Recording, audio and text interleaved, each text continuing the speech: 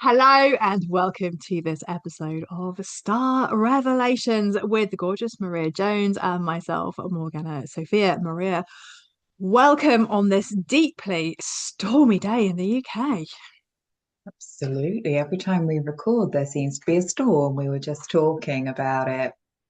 It's very omen-like with the astrology we're about to discuss, I think. Well, I was really thinking about it this morning, actually, and every time we've had some really big planetary shifts, we've had a storm. And I was just going back to when Pluto moved out of Capricorn and into Aquarius. Mm. It's like 2 years ago, we had a massive storm.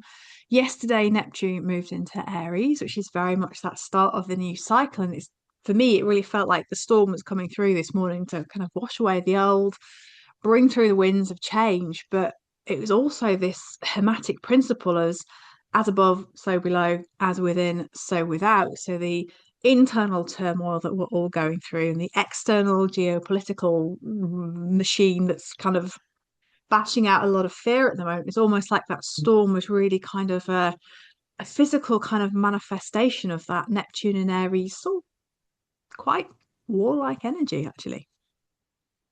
Absolutely. I think, the ripples that go through the collective affect everything, don't they? So for us to have this kind of external storm is, yeah, reflective of the kind of stormy energy that is gathering collectively. And also, Aquarius and Urania are very much associated with storms. It's a stormy, chaotic, lightning strike kind of energy. And we've got Mars and Pluto conjunct today, actually, as we're Yeah. recording this. And, we've just been through a bit of a week-long period where we've had Sun, Mercury, Venus all conjoined with Pluto in Aquarius, and soon to be a full moon opposite to all of those planets in Aquarius, and Uranus going direct. So, and then an eclipse in Aquarius. So we don't really get more Uranian than this. So hold on to your knickers, ladies and gents. Let's dive into the astrology. So, of course, obviously, we are completely obsessed with the grand conjunction of Saturnia and Neptunia at 0 degrees of Aries on the 20th. But we're really looking at that run up to it. It's for me, it's already starting to really gather some speed and momentum. But as we're recording this, we've got Mars and Pluto conjunct in Aquarius, and we're coming up towards Imbolc on the 1st of February, which is also that full moon in Leo. Perfectly timed, I thought. Mhm. Opposite all those planets in Aquarius. I feel it could be quite an interesting weekend. I think it is very much going to give us a foreshadowing of what we are going to experience as the nodes go into Leo and Aquarius in August, and Jupiter goes into Leo, because we're really going to be working very much over the coming years with this Leo Aquarius axis. So these next few weeks really give us an insight into these energies. So if we look at the Leo Aquarius polarity, we have hierarchy versus anarchy, Oh, which, as we can probably sense, is just likely to ramp up a lot of the tension that we are already seeing globally. Hmm. So, on a collective level, we're really going to see that energy of, the hierarchy trying to hold on as the Aquarius side of things, the people, the Hmm. communities continue to resist. And, unfortunately, with Pluto and Mars, this is a conjunction um, that can be quite violent and aggressive from a shadow perspective. So it's very interesting to me that all of these Aquarius planets are gathered together as Neptune ingresses into Aries, because just for those of you who aren't aware, when a planet shifts signs and we create the chart around that, it's called an ingress chart. And that gives a really good insight into how the themes of that transit are going to play out. So we've got an Aquarius stellium as Neptune moves into Aries. And this is, really representative of this kind of revolutionary energy that we are seeing. So Mm. that's likely to continue throughout that whole transit. This is not nice, soft Neptune anymore. This is a very No, it is. different energy.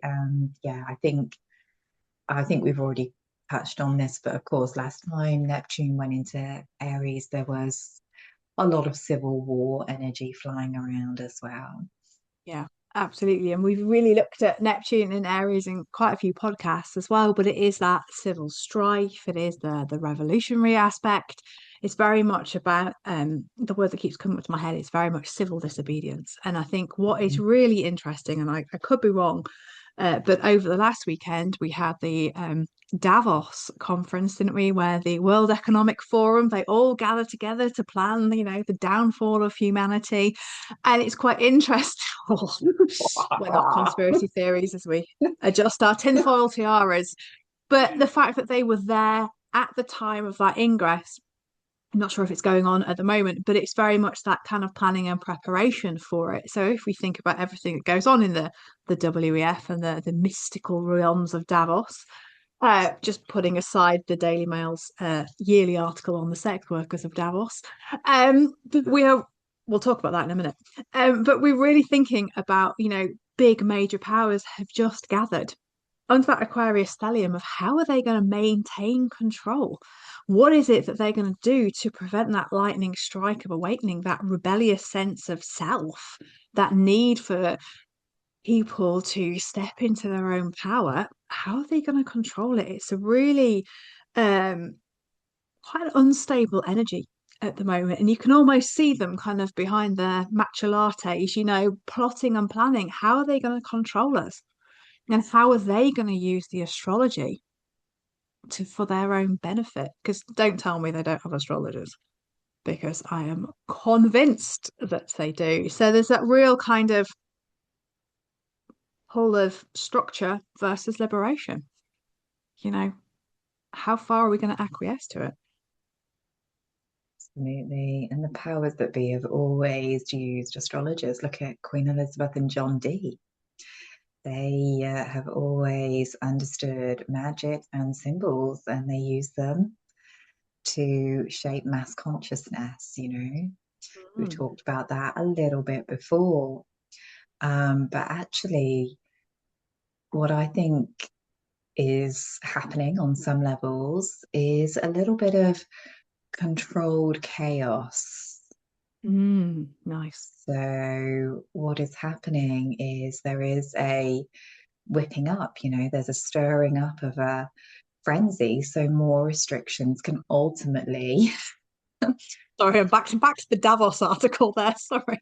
be imposed.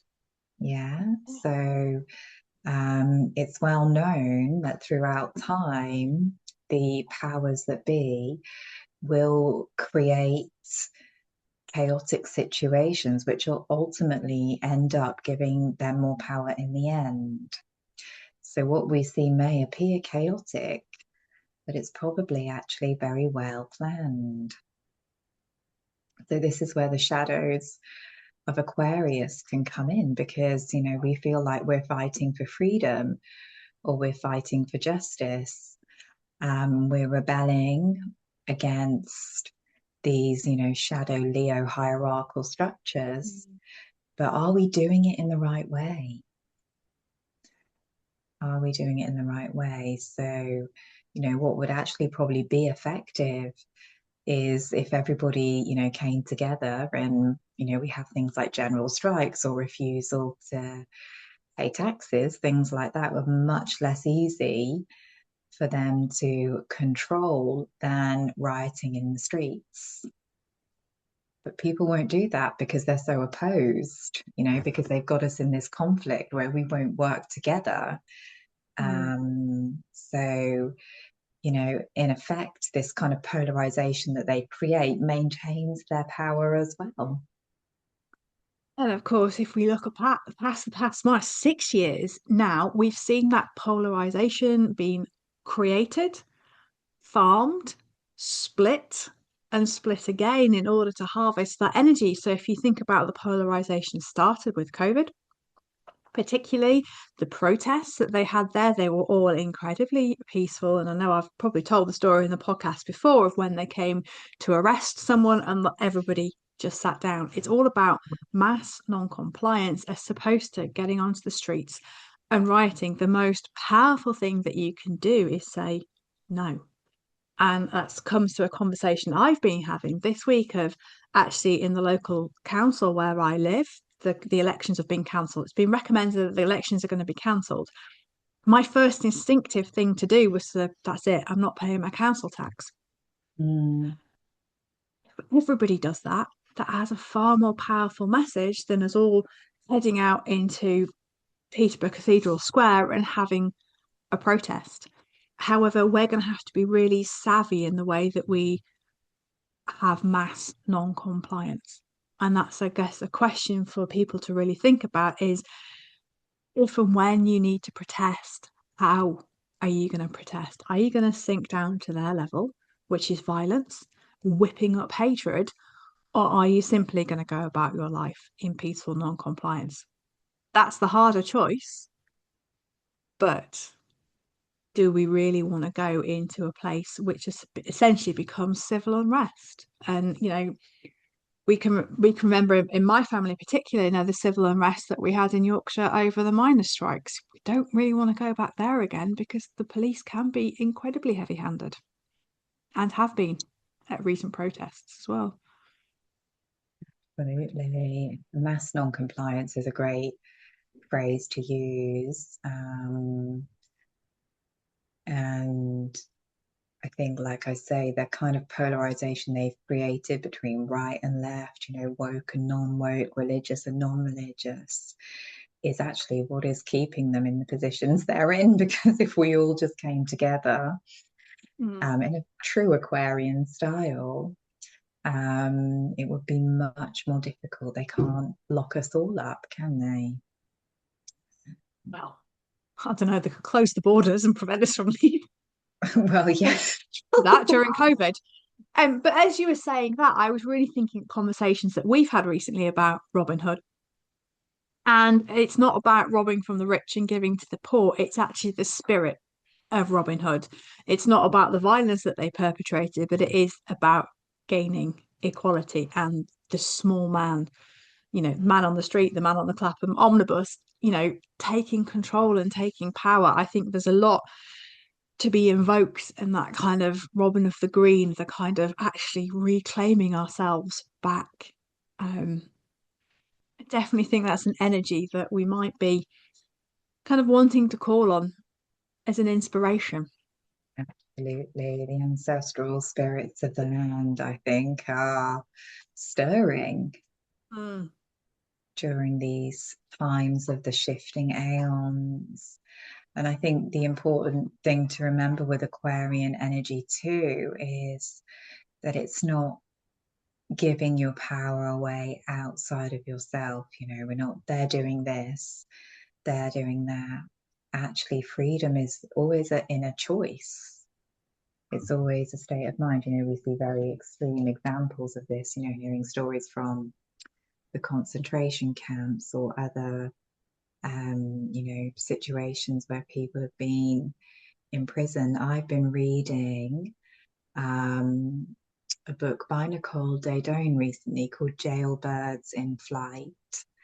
And for those of you who are not familiar with her work, she is the founder of the One Taste, the big tantra organization, which has, spawned many public figures and teachers. And she's been imprisoned So that's an interesting thing to think about itself in itself. This woman who is teaching liberation and sexual empowerment has now been incarcerated herself. But she's written a book while she's inside prison. She's still in prison. And she's written this book. And I think it's such an important work for these times because although she is physically incarcerated, she is still choosing to be mentally free. She's taking her power back. And, a lot of the way that she is doing that is through her devotion to her spiritual practices and through self mastery. And obviously, she's had many, many years where she's been practicing this on the outside. So she's got a very strong, stable foundation. But to actually be in that situation and still be committed and devotional and using that experience not to feel sorry for yourself, but to Mm, empower others, I think is perhaps a really good medicine and energy for us all to reflect on during these times, because the more we give these outer circumstances our power, the more we let them fracture our psyche mm. and, throw us into states of trauma and chaos, the easier it is to control everybody. So, can you imagine if we all refuse to comply and sat at home meditating instead? That would be we'd shift the energy of the collective a lot more rapidly than we will by being outraged on social media 24/7, which is easy done. Oh, very easily done.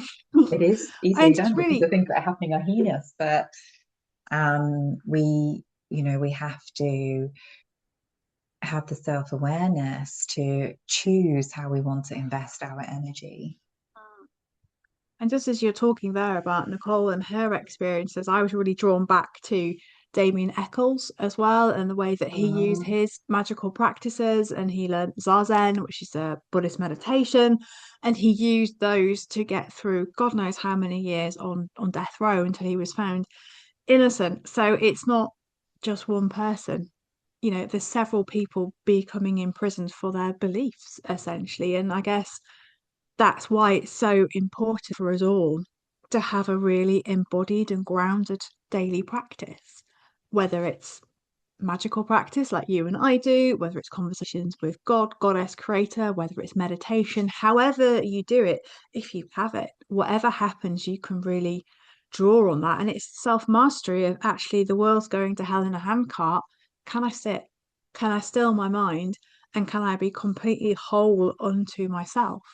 And I think that is probably the biggest lesson for all of us in this. And if you aren't doing magic, I'd highly recommend getting a magical practice because it really does increase and enhance your power. Those of you who do any form of yoga and breath work, it's exactly the same thing.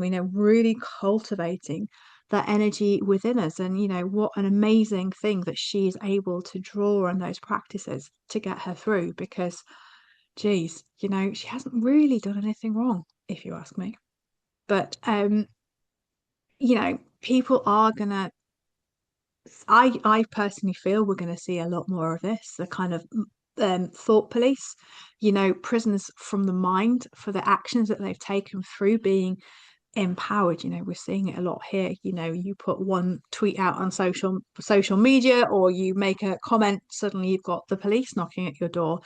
you know, Get off social media for a start. But secondly, if you've got that practice, if that does happen, you're going to be there. But I really genuinely feel that the thumb screws are tightening on those of us who teach magic, esoteric arts, astrology, goddess worship, pagan worship as well. If you think about how we're being restricted to some of the pagan sites, and we've talked about this a lot, it's just the thin end of the wedge, isn't it? Just nibbling away this, as a great man once said, totalitarian tiptoe to completely control not just our bodies, but also our minds and our souls. And if we can, whatever can happen to our bodies, but if we can control our mind and our soul, we're going to be in a lot stronger place. So, a bit of food for thought. If you haven't got your practice, now is the time to start having one. Absolutely. And that's going to elevate your consciousness. And that's the only thing that you can take with you. Absolutely. That's the only thing that you can truly take with you. That's the only thing that is worth investing in. And that cultivation of the diamond of consciousness is actually genuinely only done through difficult times and circumstances. So we were talking about this a lot with the spiral students. They just had their dedication weekend, the second years, 12 new star priestesses roaming the world. Ooh. More to come next weekend. But we were really talking about this energy of, when you choose to walk a spiritual pathway, you think, oh, everything is now going to be rose petals and unicorns and, sparkly lights. But actually, we tend to get the most difficult initiations when we choose to have a big incarnation. So I'm sure Nicole did not anticipate ending up incarcerated in this incarnation, and neither did Damien Eccles. And I think, hearing stories like that, it really shatters the illusion that, oh, if I just think the right thoughts or say this mantra or do this, ritual, then I will never have any more problems in my life. If only I would love, well, actually, I'll probably be a bit bored as well. The Aries in me, I'd be very bored without a couple of challenges here and there. But actually, that is where the real work happens, the real devotion happens. Yeah. I've had students who have been dealing with, very difficult things, serious illnesses, when they've been going through the spiral. And I think when you are still committed and showing up and practicing your beliefs during these times of hardship, that's where the real spiritual work is. And I think that's Oh, where we are collectively at the moment, isn't it? It's this yeah. And if I this just think period of about, intense squeezing. Yeah, sorry. yeah. No, and if I just really think about the women who have walked before us on this pathway as well, I'm thinking again on the magical pathway, their lives have never been particularly smooth either. You take someone like Dion Fortune, who died incredibly early from leukemia, who had a very difficult personal life with her husband. She ended up divorced, probably not where she wanted to be. Florence Farr died very, very young of breast cancer.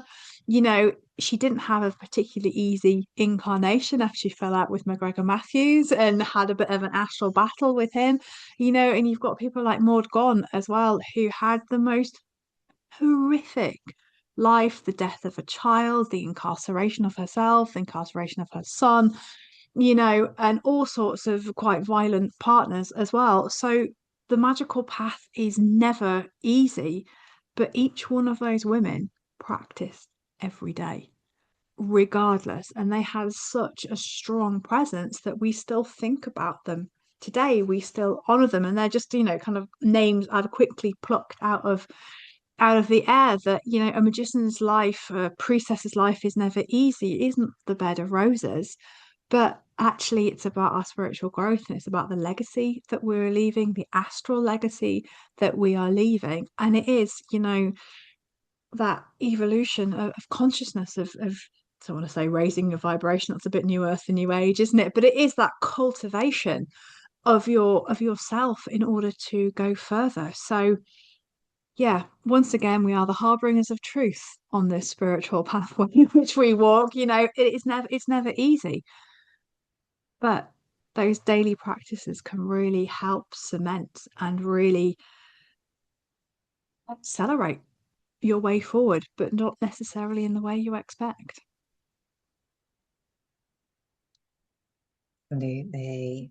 And just thinking back to the Leo full moon as well, I think because Leo is all about joy and fun and pleasure. We're all looking forward to Jupiter in Leo. And I think choosing to practice joy during these Mm. times is also quite a revolutionary act. Just finding those small moments of connection and, being in your body and, really using the times we're in as a creative catalyst might be a Mm. good expression for Love Aquarius that. and Leo as well. Yeah, like Nicole in jail, she's still writing this book, which is, I'm reading it, I'm talking about it to you on the podcast. It's creating ripples all Mm. around. And I think,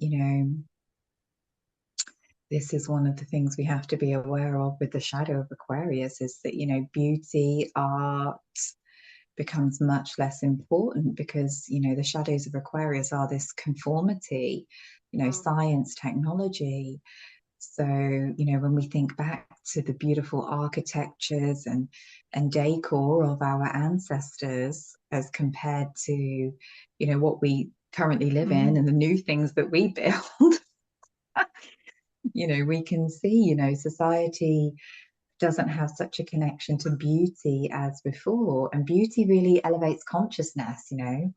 This is what we learn from Leo is that beauty can also be magic. Beauty can elevate consciousness. So we go back to those kind of Egyptian temple dancers and, the beauty of the temples.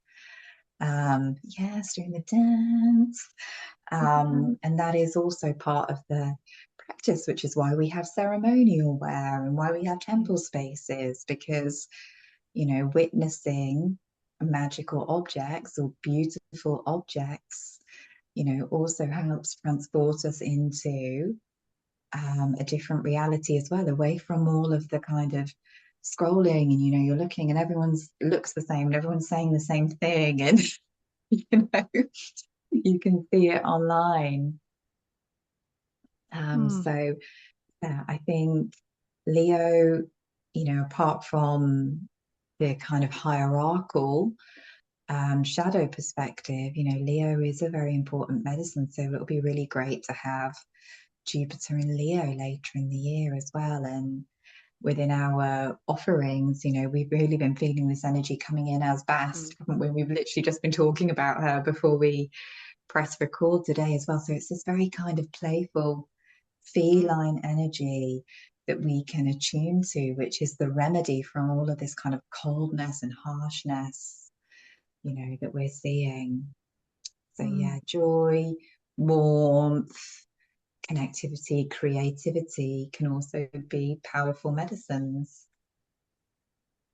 Absolutely. And that just kind of really segues very nicely. If I think about joy and beauty and abundance and pleasure, that really takes us into that Taurian aspect as well of kind of just, luxury, which means that Urania on the 4th is going direct in the sign of Taurus, which I think will really begin to shift the energies as well. She's making her way into Gemini a little bit later in the year. And I really feel that Uranus and Taurus is that kind of, we're just kind of getting to the end of it once again. And once she goes into Gemini, there's going to be a lot of frenetic kind of conversation, a lot more AI. I can really feel a lot more kind of being glued to our screens again.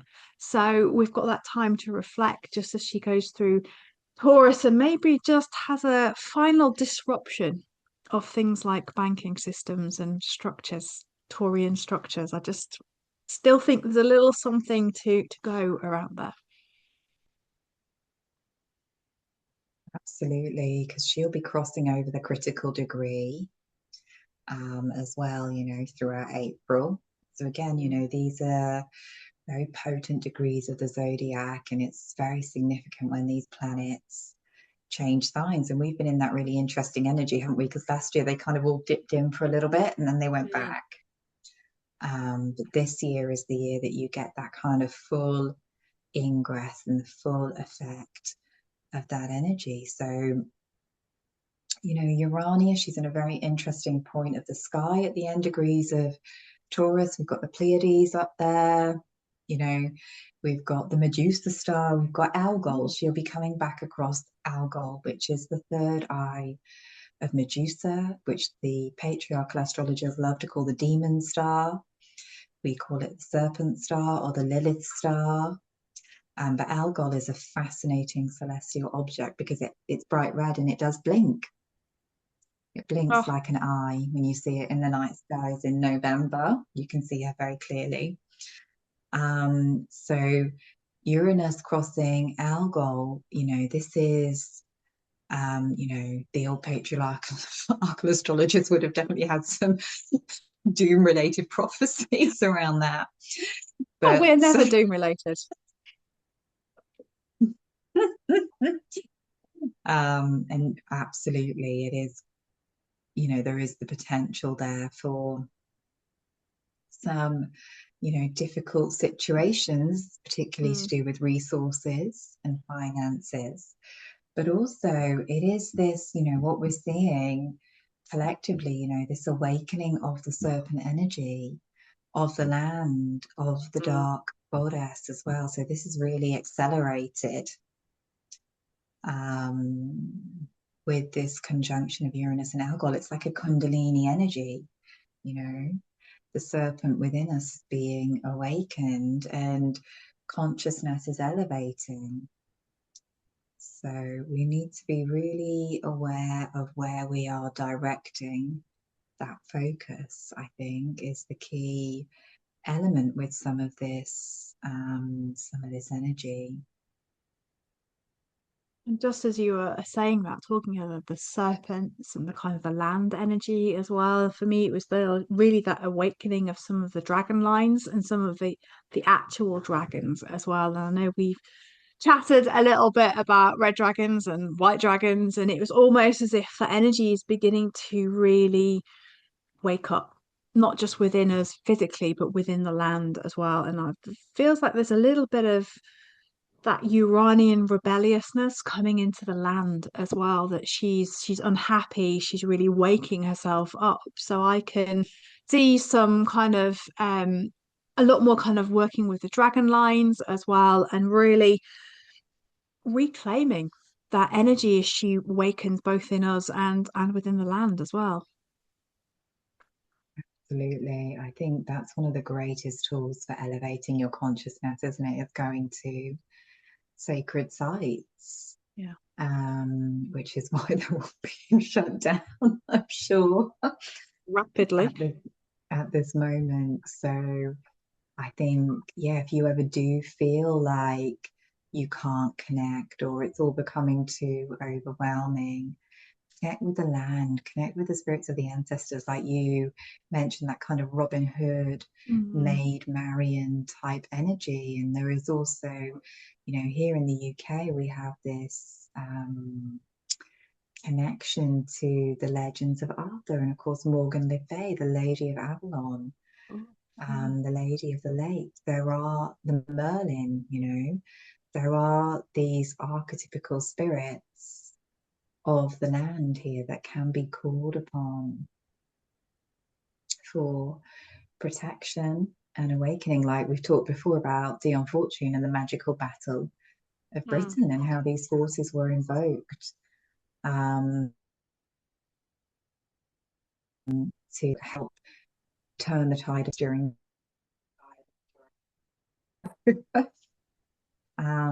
So this can be something that we can really work with again because the ancestors are with us. You know, they've witnessed this turning of the aeons.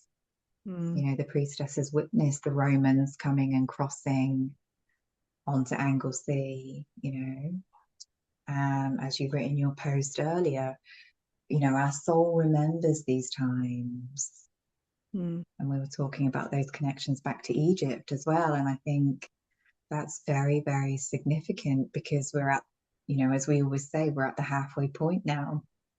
We're balancing out the Aeon of Leo, which was that Yeah. Egyptian time. So there's so many opportunities for doing the deep work, for recollecting these parts of ourselves.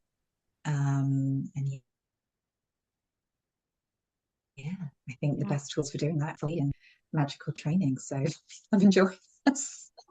Come and Oh, come and learn and you be teach us held in magical those training? containers, and that can really help support. Yeah. I Yeah, who does teach absolutely astrology agree. and magic? The little bit of a time delay, if anyone was listening on podcast, to apologize about that. But yeah, definitely. Do you know anybody who teaches astrological magic that could support people? Wouldn't Hmm. like to say. Wouldn't like to We'll say. possibly say two old crones Um, nattering away on a podcast. two all Um, crones with their cat. Um, but I think, there is a real power in being held in a lineage as well. We were talking about this as well over the weekend. And I think during these times of transition and this Aquarian energy of community, there is a real benefit mm, from being held in a container and also being held accountable because we're always checking in, aren't we? Work, have you written your astrological essays? Have you done your your magical practices? So I think there is, that element of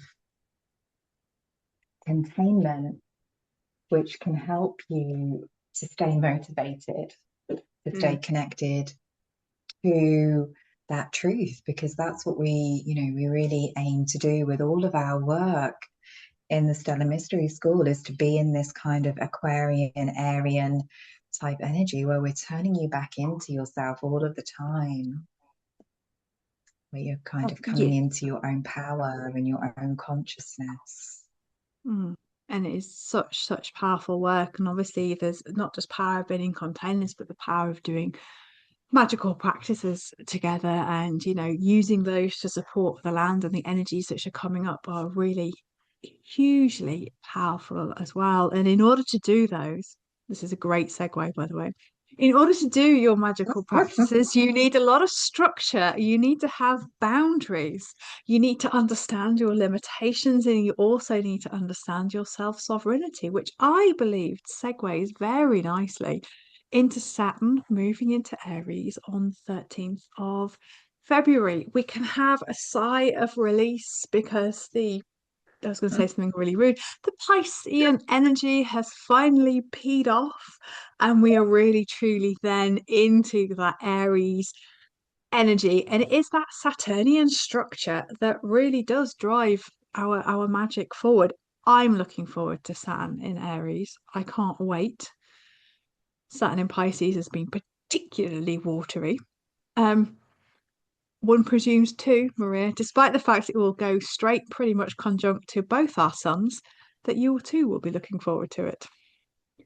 Absolutely. Apart from that Mercury retrograde in Pisces, which is going to drag out some of that energy a little bit up until the equinox, um, I think Saturn in Pisces has been particularly horrendous, and Saturn in water signs generally can be horrendous because Saturn is not very happy, even less so in Pisces. But I think this is where we really start to see that shift in the collective, where it's like, okay, we can't look outside ourselves. We can't even blame the system, as terrible as it is. We can't blame it. The only thing we can do is to remove our consciousness, our energy, and hopefully even eventually our physical self as much from it as possible. So we become more self-reliant, more Mm. self-governing through this transit. And interestingly, Mars will still be in Aquarius in that ingress chart.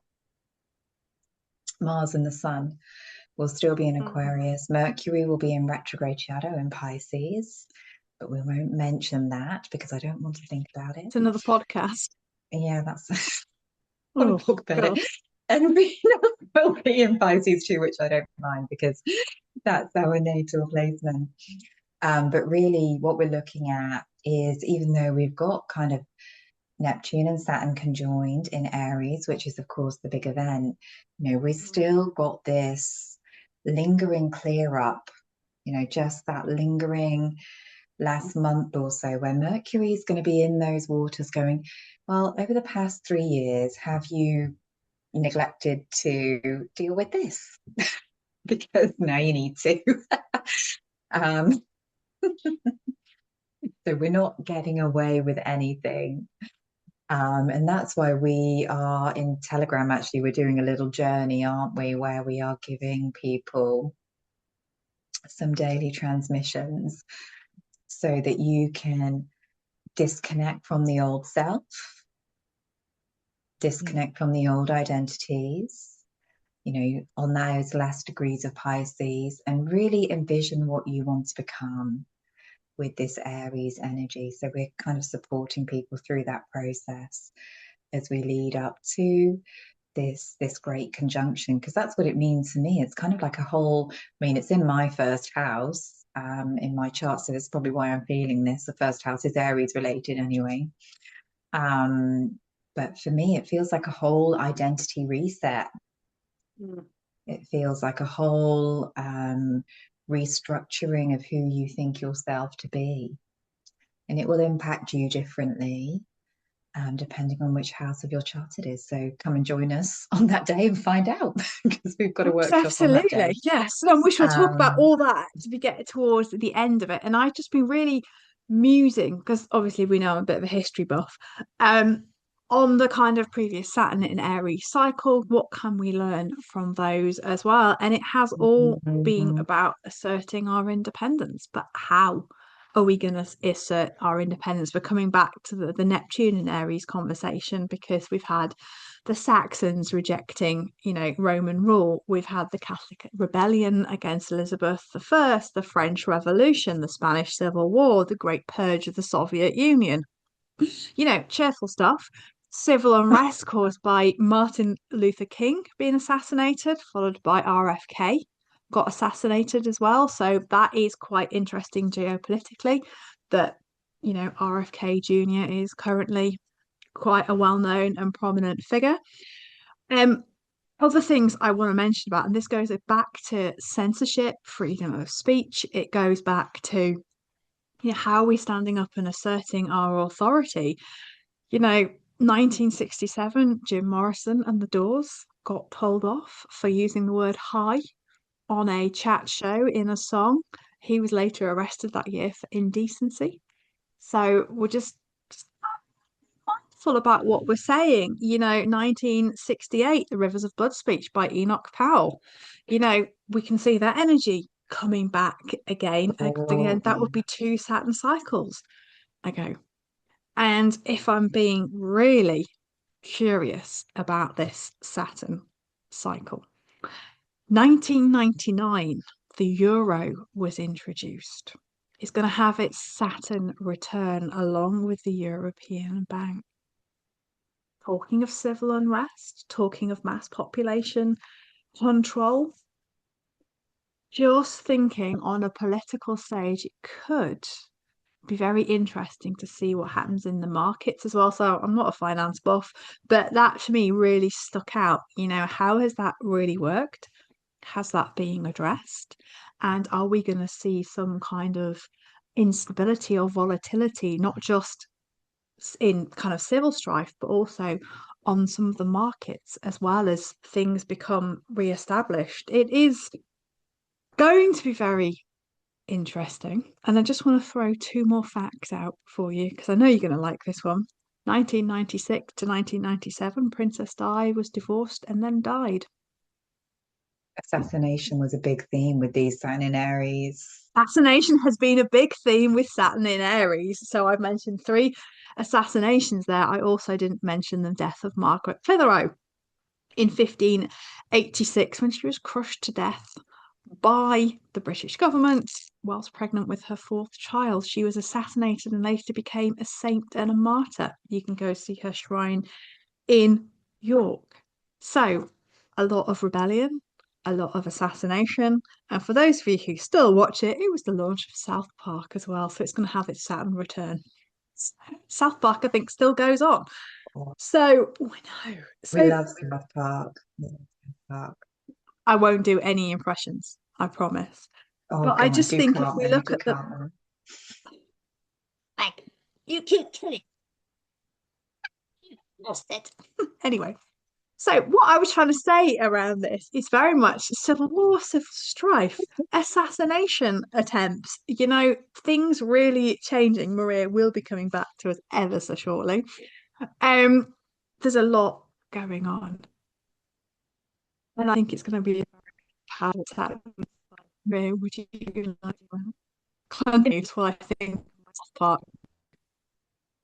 Oh, sorry, you're breaking up a little bit. It's interesting how we've got quite a lot of interference on this podcast. So much interference on this podcast. Mm. Just any thoughts on Assassination, South Park before I do another impression? Oh, please do. Yeah, I just love South Park. And I was thinking, wasn't it like the Buffy era as well? Didn't we talk about that before? Buffy the Yes, it Vampire was Slayer. Buffy. Love a bit of Buffy.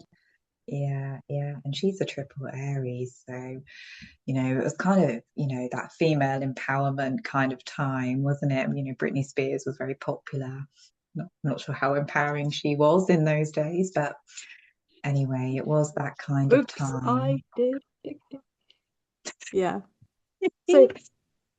Um, So before we descend into absolute chaos, I think Saturn in Aries is going to be a fabulous change. So, Mr. Hanky the Christmas Pooh. We shall now move on. We are so caffeinated, it's untrue. We shall move on. Saturn is coming to Aries. We're looking forward to it. But we just want to quickly finish off before it descends into hell in a handcart with the new moon eclipse on the 17th of February in Aquarius. It's welcoming in the year of the fire horse. The one thing I want to say is up until that new moon, we are very much in that snake energy still. So there's a lot more to shed.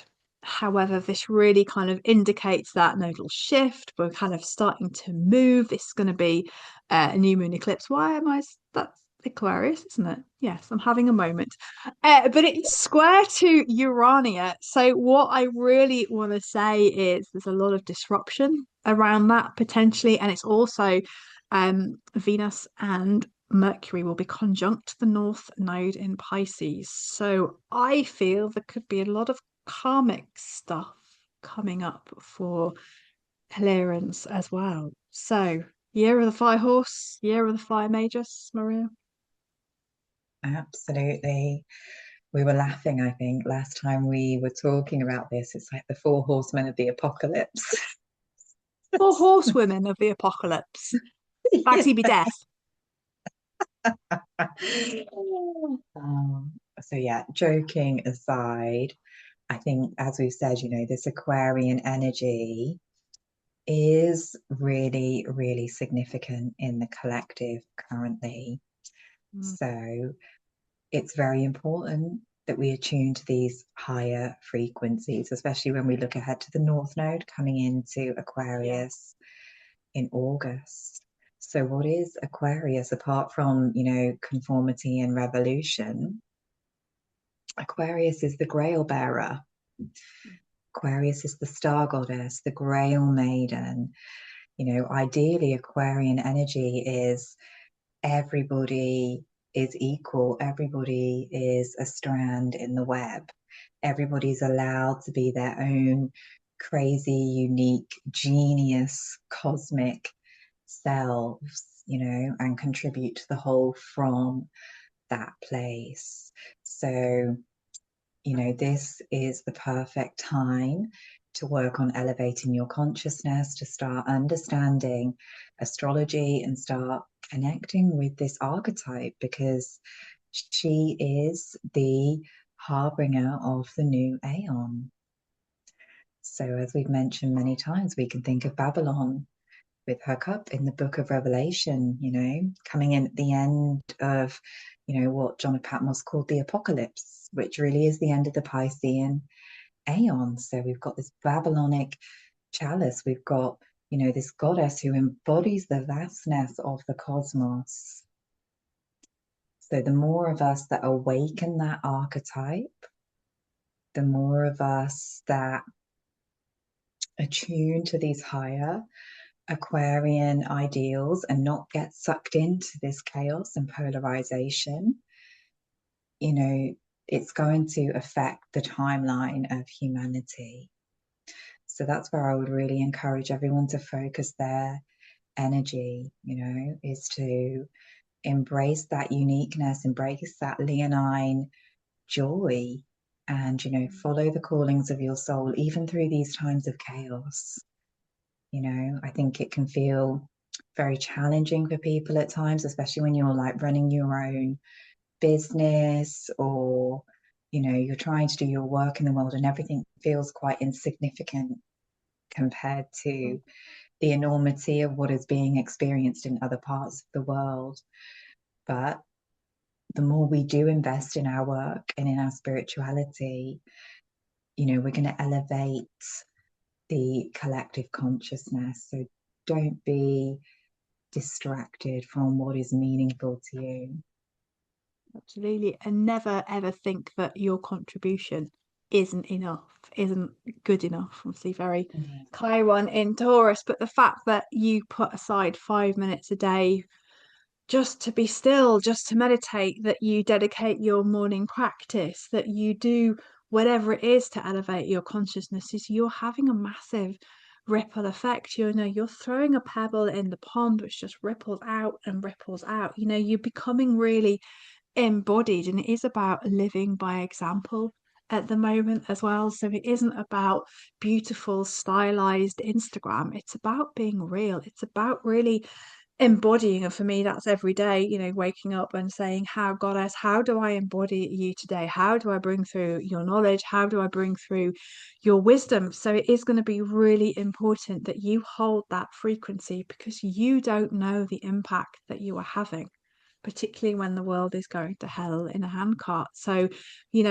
it's a bit of an old adage, kind of keep the faith, keep doing your practice, connect with like-minded and like-hearted people as well, and realize that you're here for a reason. And whatever you do and however you choose to do it is really important. So it's never that you're not enough. You're here for a reason. So, really have confidence in that.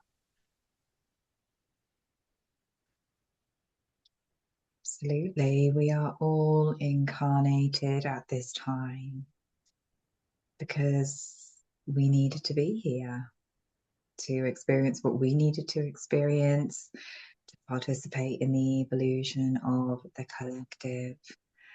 And I think, that's another thing about studying astrology, studying magic. You can see all of the other lifetimes where you've been doing this work, and that gives you a really good sense of what you are here to embody in the now.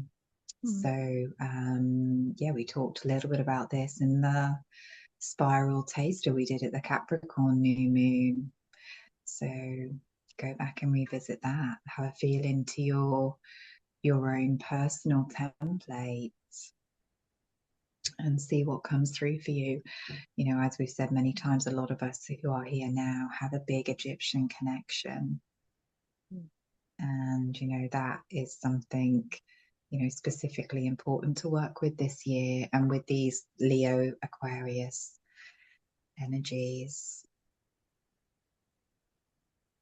Beautiful. And yeah, those Egyptian energies are just suddenly starting to really there for a lot of us as well. So really see what that's bringing up.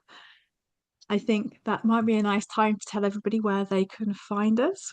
So, in the show notes, we will pop a link to the Telegram group where you can hang out with us. We're going to start our transmissions on the 4th of February. But we do drop other little bits of inspiration in every now and again. It's pretty feral. It's where all the coolest magical people do hang out. So you are always more than welcome. Put that in the show notes. And also on the 21st of February, we're holding an all day online retreat to really anchor in those frequencies of the Great Conjunctum. There's going to be ritual, there's going to be ceremony. And if you ask us very nicely, we are going to do some planetary embodiment and bring through messages of the planets as well. So it is going to be a really magical day. It's all in the show notes. We hope you have enjoyed us both being incredibly fully caffeinated today. I've enjoyed myself, Maria. Thank you so much. I don't think I'm ever going to forget that Cartman impression. I spent a lot of time at school doing Cartman impressions, so we'll finish on a serious note. Thank you all for listening. And we will also then add in a little less serious note to say that we'll off to go and find Chef and see if he's cooked up a batch of his chocolate salty balls. So until the next time, so much love. Take care.